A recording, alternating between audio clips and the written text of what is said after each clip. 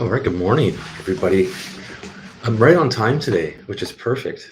I welcome to live stream. Big day today. If you're following Canadian markets for sure, the Bank of Canada announcement we'll talk about today. Before we get into all that, though, all that good stuff, just welcome everybody to the channel. As you know, we go on to live we try and do it every weekday, 8 o'clock to 9 o'clock Pacific time. So welcome. Thanks for spending the morning with me. And if, as always, on the channel, feel free to jump in with comments, say hi, ask a question. We usually get a good group of people here. We get a good conversation going, and we can usually learn a few things. Whether we're learning about what other investments people have, some different ETFs I've learned about. Lots of great stuff with the market. And in that note, like the market's doing okay today. But first thing first, as always, I've got my coffee. It's full. And I need a sip today. It's definitely fall. I think that's what it feels like. It's so much easier now to sleep in a little bit, I find, because it's darker in the mornings. So let's have coffee. We'll let a few more people arrive. I know we have a few people watching. Hopefully some of the regulars are here, and hopefully some new people. So if you're new, say hi. If you're regular, say hi. We'll get it out of the way. Hit the like button, helps the channel.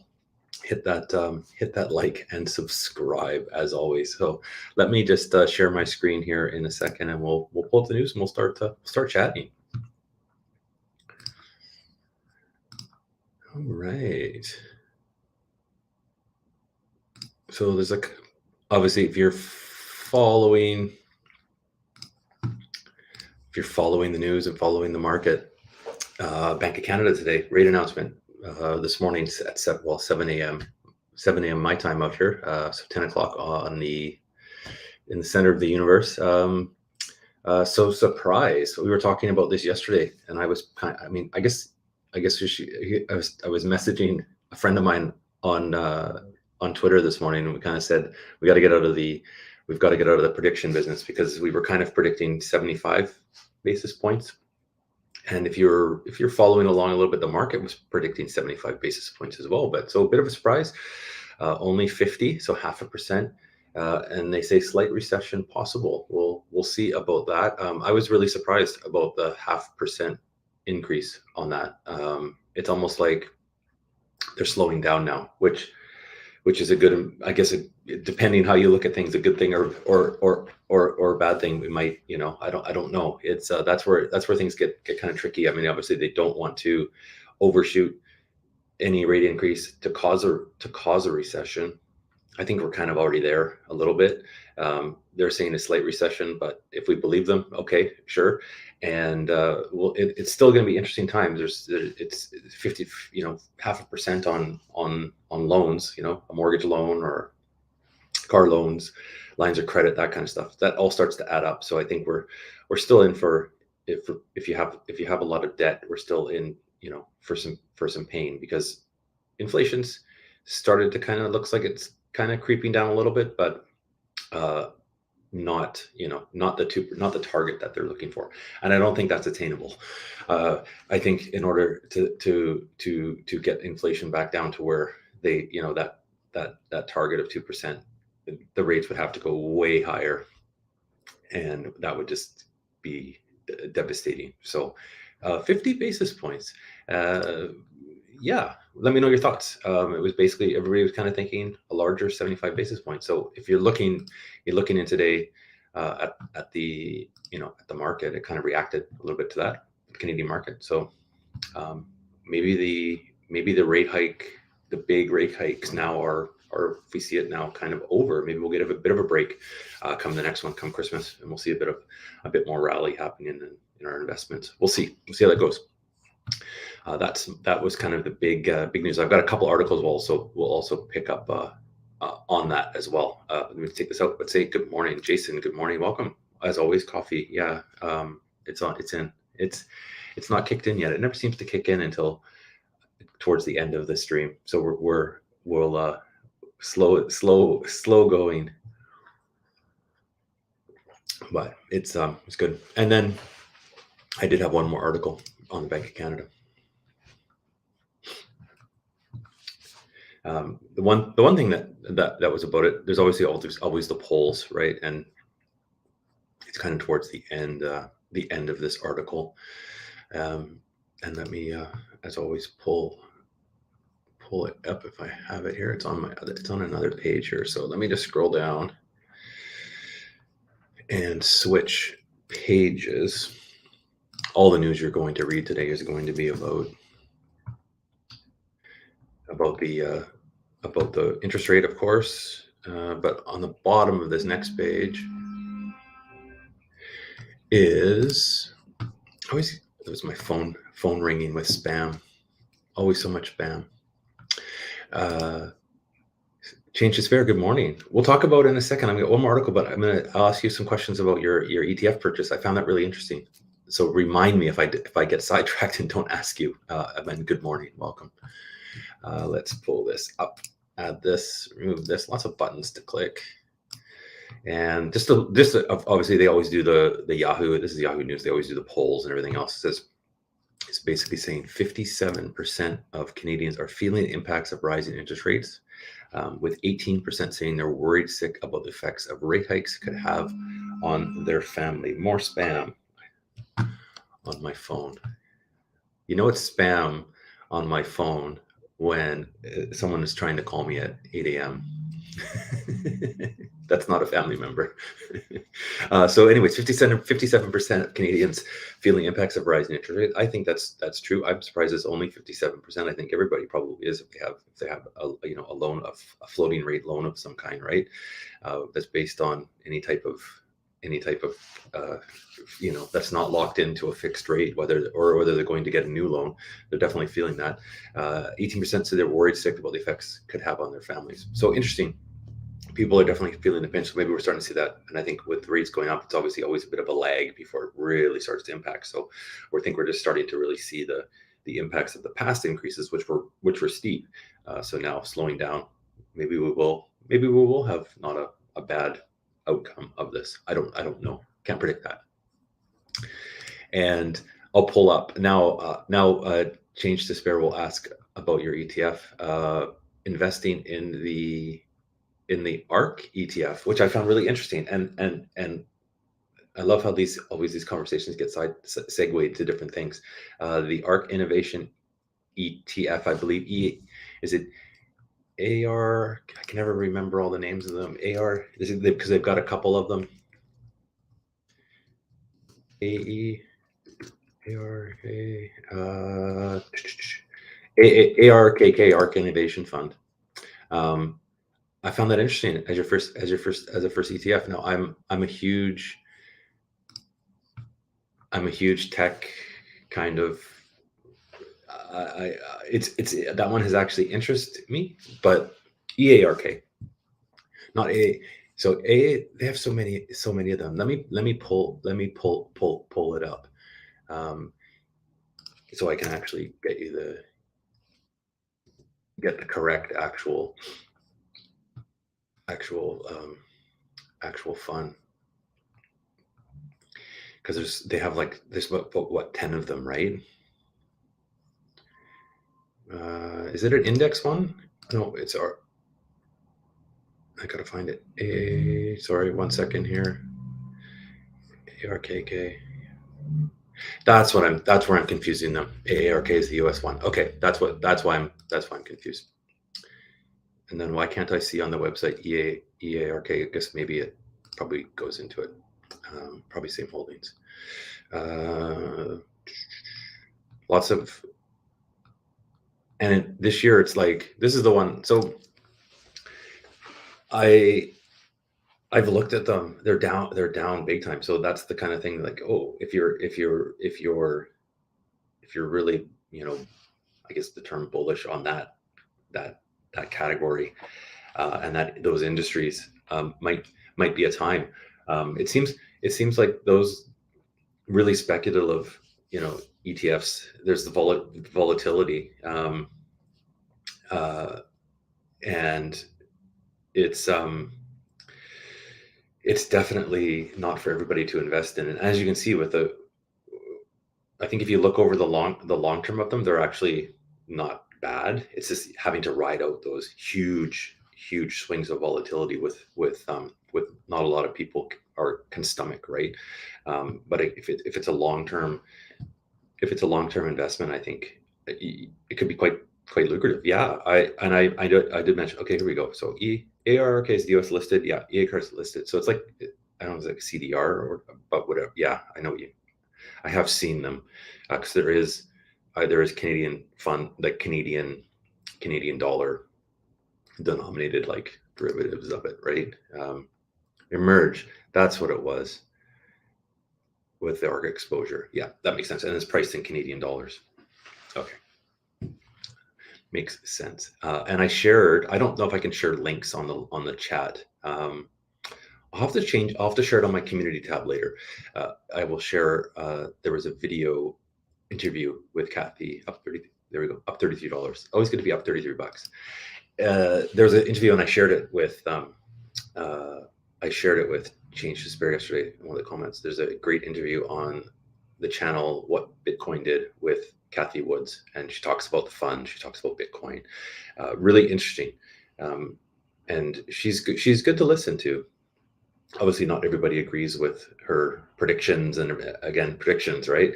Not everybody believes in her, her predictions, but she seems like a very smart person and it was interesting to listen to for the interview for sure. So if you check out the channel is let me try and you know what, I'm going to try and share a link so people can kind of, no, I'll put it in it doesn't always work with the chat with links. Share, I'll put it on my community tab later. Share that video. It's a really good interview, and actually that's a really good channel. It's even if you're not into investing in it's not just about Bitcoin, but the channel's called What Bitcoin Did, and they just it's kind of like podcast style interviews, and they do interviews with different people talking about economics and investing, and like, for example, Kathy Woods talking about her history and about the ETFs, that kind of thing. So it's a really interesting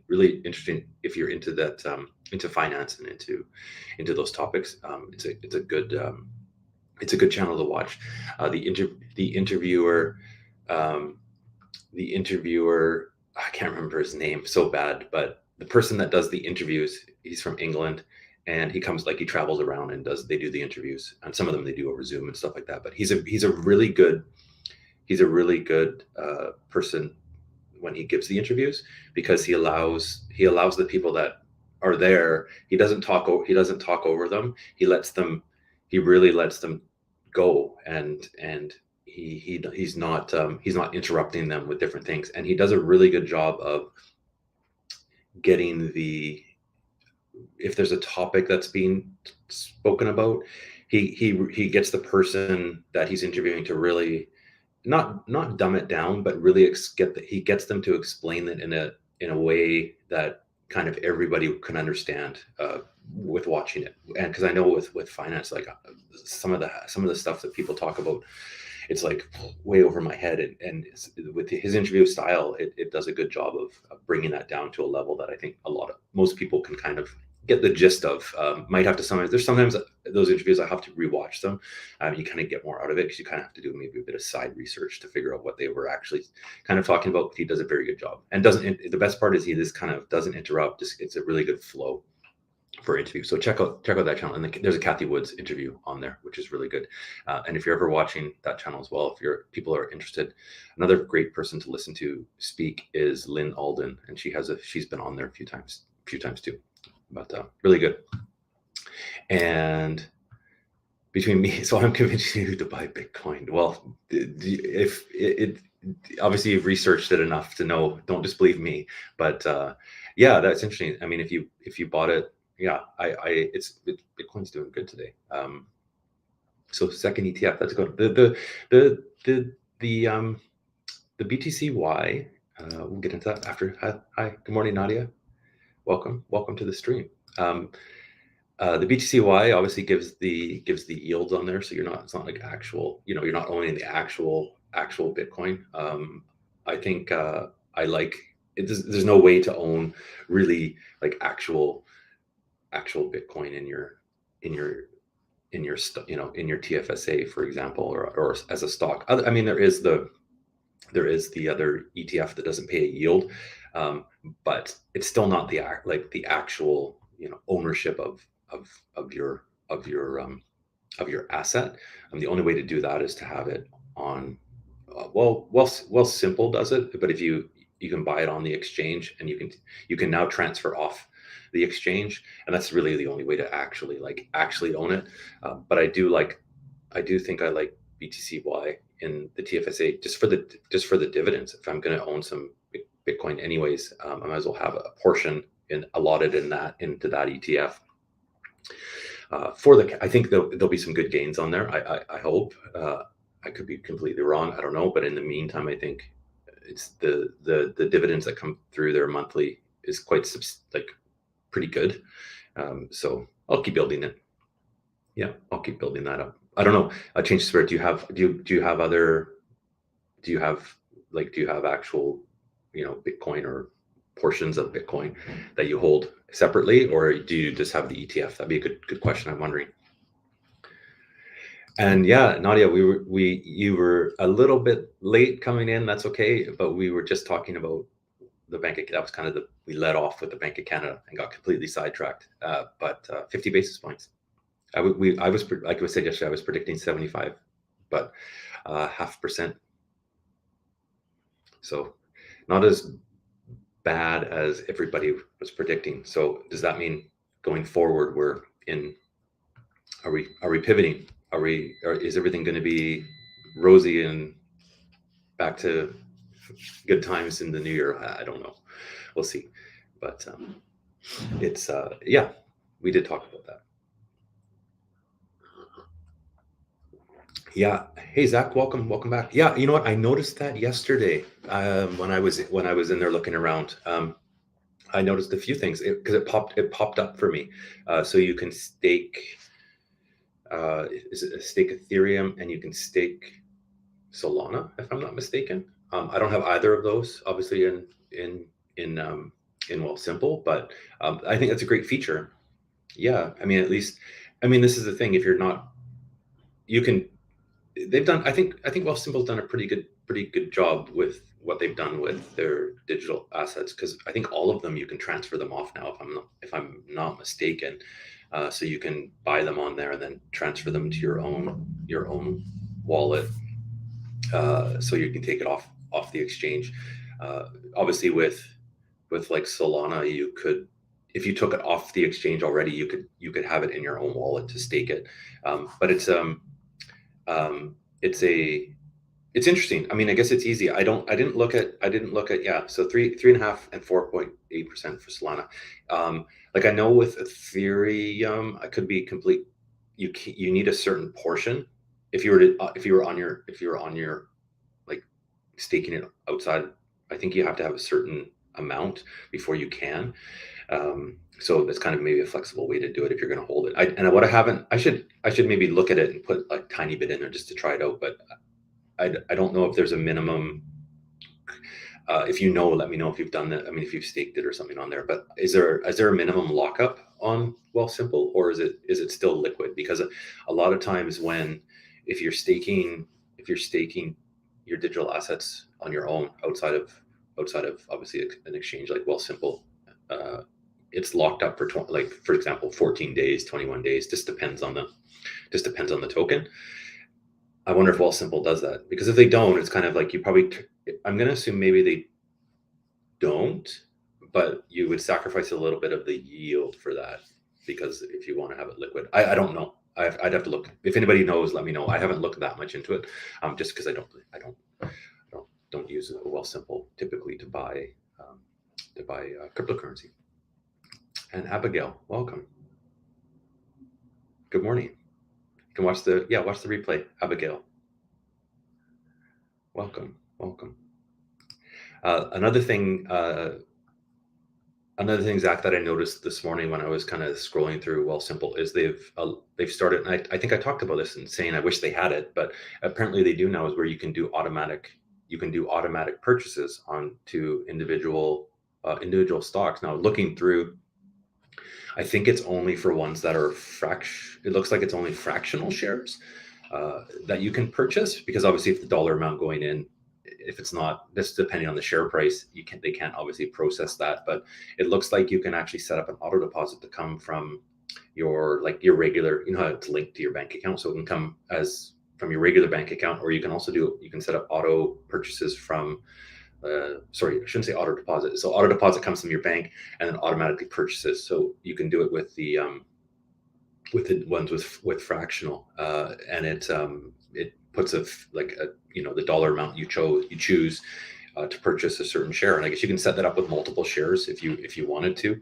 and it's a good feature. I think I'm going to look at that. It was weird because in the system, maybe you can. I mean, maybe you know this, Zach, if you do it. So a week ago. Oh, okay. So that's where daily buy. So, because I was just going to say, I was looking.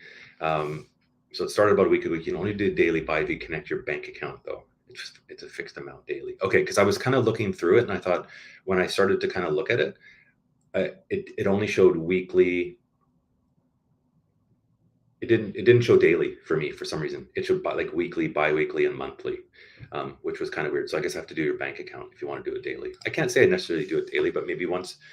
I kind of looked at it and I thought, oh, maybe once a week I'll just because I usually put X amount every month kind of into my TFSA. It might be a good way to kind of start to put it into, like, for example, the cores that I wanted, like VDY and BFV. If I could do a regular, $25 or something in each one every 2 weeks or every week, if I could do it, or every payday or something like that. So it's a good feature. It seems like they're adding new things all the time, which is good, because I was kind of talking about I wish they had that, and that almost turns it into a little bit like, on the invest side, where it has the regular you have those regular payments kind of set up to go into, and it gets invested. Like I know with Wealthsimple before, you could set up an auto deposit, but it wouldn't do anything with it. It would just put it into your cash. So good feature. I don't know if anybody's using it. Let me know. It'd be interesting to see. I should maybe do a video on setting it up, figure it out, and then actually set it up. And I could film a video if there's interest on that to see how it works. Yeah, I think the thing with Zach with the days of the week, I think you can, but I think it kind of defaults, like, if, for example, if I want to invest every Wednesday, I would have to do it on a Wednesday and say weekly, and then I think it triggers it. I think it does it that way. I don't think you can necessarily, and I think this is the same on the invest side, if I remember correctly. Like, I think you have to chooses the day you start to do it. I think I could be wrong, but I have it on the invest side. I'm just trying to think. I have it set up to come out on Fridays, paydays. So it goes every Friday for me, for my sorry, not every Friday. I have it set up to do for paydays. Every second Friday, I put a little bit into my RSP, but it seems to work. The only thing is too, I've noticed with their auto payments, and it's probably the same on the trade side. There was no way on the invest side to edit them. You have to delete them and then start a new one. You can't really edit, like, say you want to up the amount. You couldn't at the time. You can't up the amount. You'd have to delete it and then start a brand new one. So it's kind of a pain. But maybe they fixed all that. I haven't really looked that closely. It's been set how I like it, so it's like you just leave it. But good feature. It'd be interesting to see how I should really check how the staking feature works. Not that I would necessarily use it, but it might be just kind of interesting as a test, just to see, because I haven't. I literally just saw that yesterday as it popped up. It's a good, I guess. It's good if you are holding your tokens on an exchange, just to take advantage of that instead of sitting doing nothing. Especially if there's other digital currencies that allow staking. So I'm going to assume they'll probably roll out to more as the time comes. So getting there with Wealthsimple. Yeah. I did have Bitcoin on there, but I've transferred it out. And then I typically just, if I'm buying Bitcoin right now, I typically do it with Shakepay. And with Shakepay, you can set up recurring buys, but they're more limited. They only trade, they only sell Bitcoin and Ethereum. They don't offer they don't offer any staking or anything like that on Ethereum. It's just the token, but you can easily transfer it out. Always good questions. I had another article we can jump into. Let me just pull this out. And kind of leads back to raising rates and recession. Let's pull that in. Fraud. No one wants to talk about that, but I don't know if anybody saw, there was that marketplace. It was kind of all over Twitter a lot. Marketplace investigation in Ontario about mortgage fraud. But Equifax is basically saying now that fraud is expected to rise up in recession, which is always kind of obviously not. I don't think it's definitely a surprise. Just obviously people get stressed about finances and kind of do things they necessarily wouldn't normally do, and they'll see an increase possibly in first party fraud. So fraud that you're falsifying documents for your own gain, which I think a big thing is mortgages. So definitely, I think I wouldn't be surprised if you go apply for a mortgage in the next little while, that they do a lot more due diligence on what you're providing, I'm sure. So since it's something to be aware of, found that interesting too. People start to do kind of weird things with money involved. That's for sure. I think, or when there's a lack of money that you need.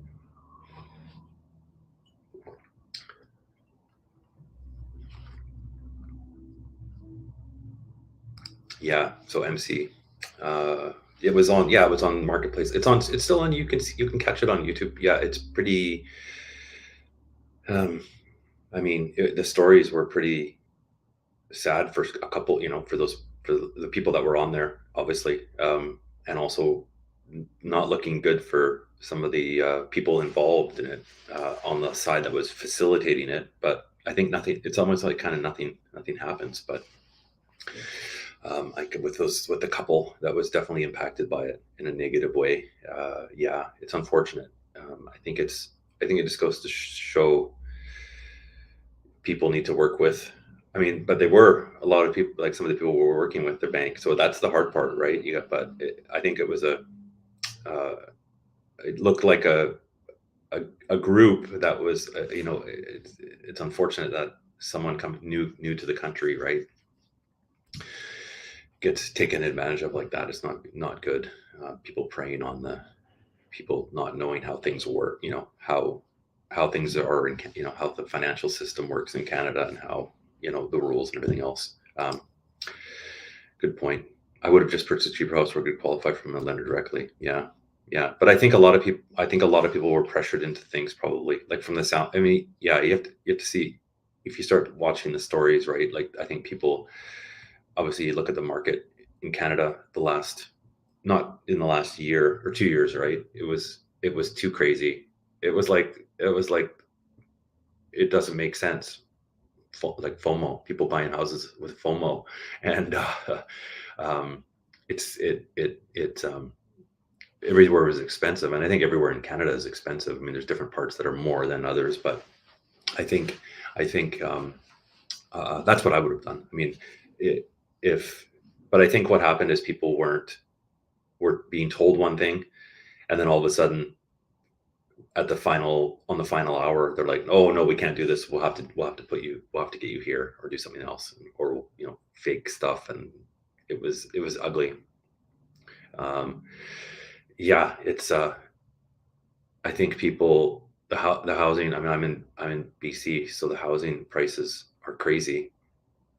Um, but people were buying like things that, and this is where again rates come in. All of a sudden, it sounds great when you're buying it at a lower rate, and then all of a sudden the rates now, if you have a variable rate mortgage, are almost double. That's going to start to pinch. So I think we'll see prices we've seen prices come down. So I think that's okay. That's a good thing. Obviously, with higher rates, the wages are only so high. People can only qualify for so much. So I think we'll start to see prices down, which isn't necessarily a bad thing. Obviously, unless you were speculating on them, which I think a lot of people were speculating more than they should on housing in Canada, and that's what happens, that you get bit by that, right? Over leverage with things, because as we're seeing today, right, with if rates are going up 0.5% and you have an investment on, you've put a down payment on a house, on another house, using your homeowner, like a home line of credit, your rate just went up 0.5%. And if that's carrying a substantial balance, and it's say you're renting that property out, your rent's not going up your rent's not going up that fast, and all of a sudden you have a higher mortgage payment. So I think the people that did that are starting to kind of probably feel a bit of a pain from the interest rate hikes, and that, if those houses start to go on the market, hopefully we'll maybe see, for people, if the prices go down, we'll see people be able to buy, because there's probably a lot of people that are waiting to buy that couldn't, because it was too expensive, or just too busy to be able to buy. Yeah, but again, then they're waiting now, and then rates are higher for them to go in. But the thing is with rates, I mean, rates change, right, all the time. So, but the house, like if you're buying a house, that's the price. Once you buy, it's like buying, it's like buying a stock. It's like buying a stock. Like, that's the price you pay is the price you pay. So, if you're worried about, you can maybe wait and see if the price goes down a little bit, and before you lock in that price, because the rate, but it's tough out there. Tough out there for sure. And but the houses, yeah, like MC said, I would just, like, the house prices just got crazy. People buying big giant houses. I don't know. It scares me. It would scare me to have a giant mortgage like that. I couldn't do it. I wouldn't sleep at night having to worry about paying, people paying $1 million mortgage, even if you can afford, like, I don't know, can you really, even if you can afford it, I guess, but it's like, I would rather live in a cheaper place and have more disposable money to keep it in a savings account or something, instead of putting it towards a mortgage all the time. Because again, I'm different. I don't have kids or anything like that, so there's no I don't need a ton of space either. I don't see the point of having a big giant house. You have the heat and everything else. You stay in one room to work, you sleep in one room, and you eat in one room. You don't need 10. Just save. I'd rather save the money. I'd rather invest in stocks. Yeah. Things with this one, MC, will get interesting, I think, in the new year, because people can handle. If you're seeing, I'll leave that up. I think you can handle the rate increases for a while, right? And because you're paying extra every month. You can do that for so long, and then eventually it hits a wall, and you can't. So it'll be interesting to see what happens. We've seen prices come down already, but but will it really come down? I don't know. That's the whole thing. That's the whole prediction thing, that who knows. I don't know. I can't say what. But if you're over leveraged, I think it's going to start to, and that's what hits everybody, right? That's what hits people. That's what hits people that leverage into, for example, stock market. Like I don't borrow money to invest. I think that's crazy. I'm not smart enough. I'm not smart enough to do it, because you're not just losing. You could lose more. Like it doesn't. That doesn't. Investing on leverage doesn't appeal to me at all, and that's what people were doing with their home. And I don't think you should do that. That's just me. I mean, because this is what happened. It was so easy, right? You could your line of credit was what, let's just say 2% or whatever it was, right, at the time, and then you could take money out, buy a house, and the value went up 20% in a year or more than that. Or people that took lines of credit and used it to invest in the market. I mean, and then all of a sudden now, if you didn't time it, and this whole thing is timing, if you didn't time it, your investment's down. All of a sudden, your investment's down 20%, and then your line of credit balance is still there, and the interest rate's higher. It's a recipe for disaster. So, yeah, I'm not a big I would never recommend that. That's for sure.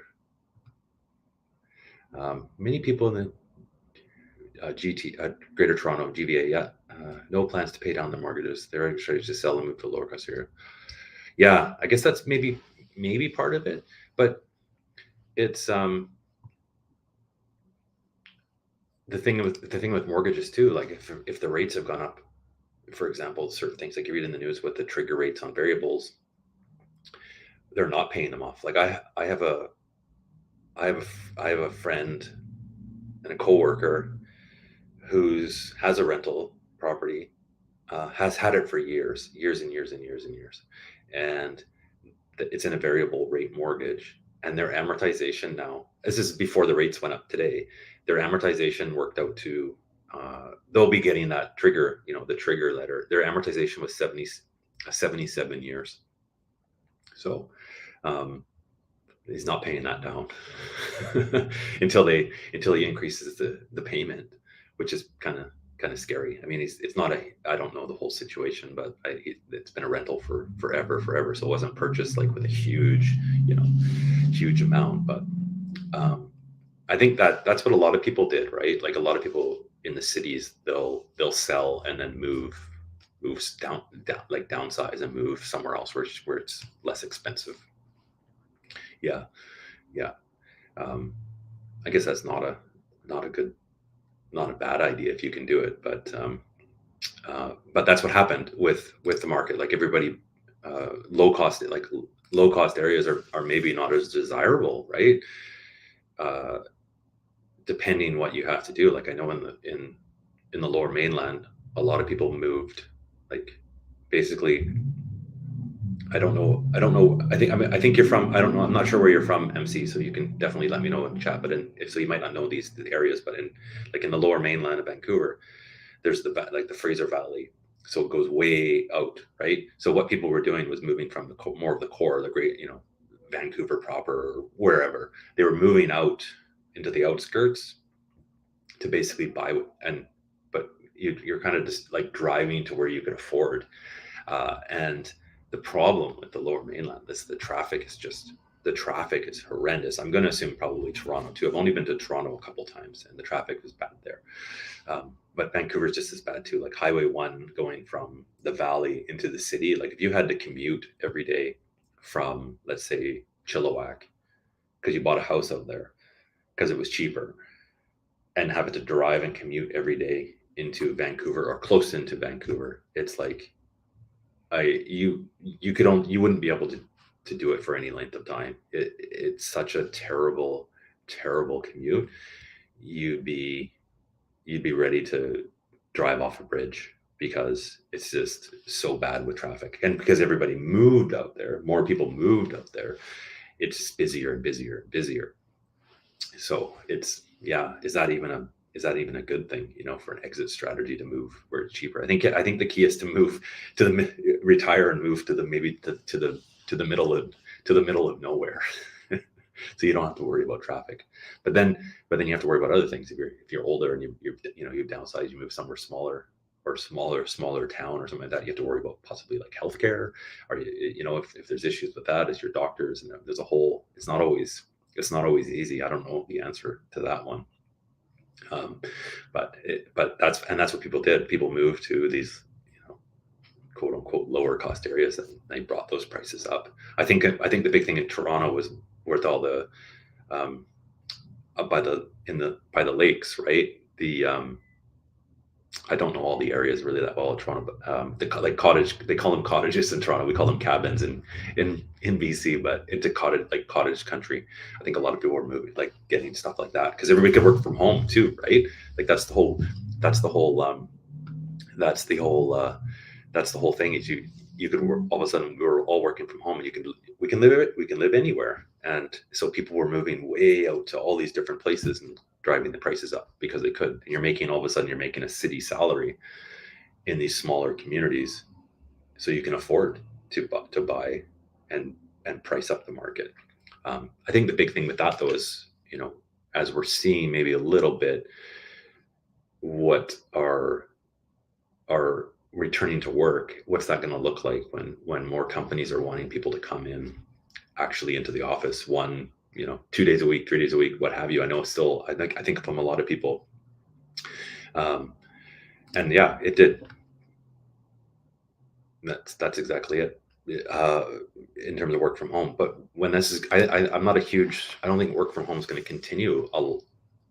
It's changed, sure, but I think a lot of companies are sitting on space that they have to fill with workers. They're going to revisit how they're doing that, or they're going to bring them back more. So what happens if you all of a sudden moved out to, and not just for your company saying, hey, we want you back in the office. What if for some reason you were, like, obviously people change jobs all the time. What if you've moved to, let's just say, let's go with, because I know the areas, and you've moved from the lower mainland, and you've moved up to the interior, like into Kelowna, some great lakes and everything up there, right? Nice area, usually retirement kind of area more. And you've moved from the city up to there because you could work, and you work from home, but all of a sudden you don't like your job anymore. You want to move and you want to change jobs. How easy is it going to be to find a comparable income type job in that community, in the smaller towns? Or is it going to be hard? Like, is it going to be harder to find these remote jobs later on? I don't know. It's always new. It's all kind of changed, right, in the last couple of years. I think we're learning as we go. So it's interesting. I would be nervous about moving somewhere far away from where I would typically normally work for my profession. That's just me, though. Everybody's kind of different, and the thing with work from home, this is where the prices went up too, because everybody was working from home, and all of a sudden, we're normally a couple, right? No kids, would be in a nice, in a condo, 1-bedroom apartment, and it was perfect because they would both go to work every day, and they'd be at the office, and they would only be together to after work and cooking dinner and going to bed, but then all of a sudden in these spaces, if both people are working from home, there's maybe a small little den or something like that. You look at a condo in Vancouver, it's a 1-bedroom and den. You've got 2 people now working in 500 or 600 square feet. You're going to butt heads, and that's why everybody started to move as well, and that's why everybody moved out, so they could afford more places. But as that shifts, maybe we'll see prices down. Long talk about work from home. Interesting. I've worked from home for so long. I was before everything else was working from home, so I'm used to it. But yeah, always interesting. With what's going to happen. I haven't actually really checked. Let's just check, because I haven't actually checked on what the market is doing today and see how we're doing. I know Change to Spare said he was doing okay on his ARC investment, up a little bit, which is awesome. How's everybody doing with their investments today? My Tesla is actually up. That's the one thing that I bought. As I bought, it actually has increased, which is nice. And and on that note on Tesla, if you notice, I have to do the opposite. You can always see the powered by StreamYard here thing here. So I had a thing where you have to pay. It's StreamYard is monthly paid, and then it goes month to month. And I um I canceled it because I thought, okay, I was going to try another system, and then I looked at it. I was going to because I noticed it yesterday on the stream because it popped up again because my account went to the basic account, and then it always shows that it's always the watermark. And I looked again at the prices, and it's like $25 a month. So I thought, what I'm going to do, because I'm just like, instead of paying $25 a month US to pay StreamYard, I can get the same functionality. I just have a little watermark. I'm gonna buy stocks and shares instead of $25 a month. I'll save it. So cutting the subscription. That's so you're gonna see that for a while. So I'll put the money into. I can put the money into my TFSA instead of paying StreamYard. I guess until this channel maybe grows. There's obviously some features in the paid version that I think I can record streams or something like that, but we don't need that. So that's my saving money tip: is if you have StreamYard, cancel your subscription and put it into I don't know, whatever you want. Not maybe ARC, maybe buy Bitcoin, $30 a month. I don't know, up to you. XEQT, yeah. Is that the only thing you buy ever? That's it, hey? I want to mention before. Yeah, that's the equity ETF portfolio. An ETF of ETFs. Nothing wrong with that. That's awesome. Makes things easy, I guess. Hey, Zach, you just kind of go, okay, here, done. Put it in. Probably doing. Sometimes those will do better than I think XEQ2. I think if I'm not mistaken, I could be wrong though. I think Vic buys that one too, if I'm not mistaken. ETF of ETFs, right? I think. Yeah. That makes it easy though, right? You just have you could do the auto deposits on that once a week or whatever you do. And you just set it and forget it. What's the fees on that? Let me look here. I'm just going to pull it up. Management fee 0.18. Okay, yeah. Okay, yeah. So the fees are good. It's like, yeah, that's perfect. Set it and forget it. And I guess it's probably doing okay. I mean, it's probably doing okay. What's it this year? I mean, obviously everything this year is down, but if it's down less, let's see. So it's down 16% this year to date, but that's okay. And since inception is fine. Yeah, nothing wrong with that one. That's not bad. That's not bad. I think in the execute, I'd have to double check, but I think Zach in my Wealthsimple Invest it has some of those. I could be wrong. I have to double check what's in there. There's quite a few. It's diversified quite a bit. I don't like auto deposits. Oh, okay, that makes sense. Yeah. So you just do a regular, not an auto deposit, but you just when you want to do your whatever you're depositing, you just transfer it in and then you do the actual buy. That's good. It's nice. It's fun to do that anyways, because then it's like you're doing something, right? And then you do have that. It actually is. I could see that as being a bit more rewarding because you're kind of you're seeing it done yourself. So you're kind of knowing and you're seeing that you're in that process. That makes sense. Yeah. So you probably do like instead of auto deposits, I'm going to assume just every payday or something, you transfer a certain amount in, and then you buy your shares. Yeah. Is that one I don't have my phone open in front of me, Zach. Is that one? Can you buy that in fractional shares as well? I guess maybe you can. I'm going to assume probably yeah.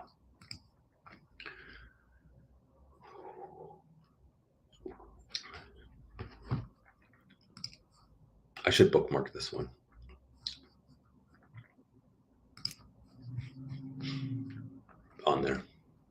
So it is. Okay, yeah. So it's fractional. So you can just put $100 or whatever, $25, $30. The regular deposits. I should take my. That's always the wrong way. I should take my StreamYard money and put it in XEQT, something like that, just to see what happens. Then you can go. Okay, I haven't paid for StreamYard for a year. Here's what I have out of it, and I could look at something like actual purchase a separate stock in a way, like with money. I guess looking at like money you would have normally spent instead of that, putting it somewhere else. Yeah. Do an auto deposit of whatever the 25. I think it's $25 a month. Put that, although it's US, 25 US. Put it in the account and then keep it in one separate stock just to see what happens. And then at the end of the year, I go, okay, I could have had StreamYard, or I have this now. So I think I'll buy a share of the CDR of Tesla instead. The biggest thing with those, and this is part of it too, with these reoccurring subscriptions, are like, they start to add up when you start looking at what you're paying every month. You're like, oh, ends up being like, we've talked about it before, like a fortune. So maybe I'm just being cheap, but I like to think it's being smart with my money instead on that. Let's see if there's any.